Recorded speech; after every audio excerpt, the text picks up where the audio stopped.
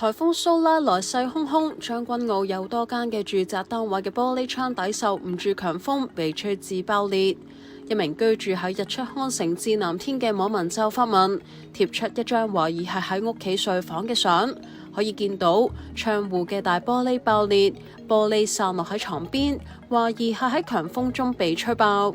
而強風亦都懷疑將雜物吹至半空，有居民窗戶就被雜物擊中爆開。有網民就指家中嘅窗戶被木板擊中爆裂，結果需要處理幾個鐘頭先至頂得下。而呢一名網民其後就用貓網同埋鐵絲將窗固定封好，暫時未有構成危險。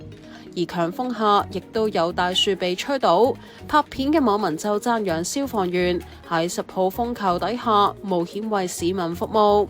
至於經過一夜強風之後，將軍澳廣場嘅一塊鐵皮亦都被吹跌喺行人路上。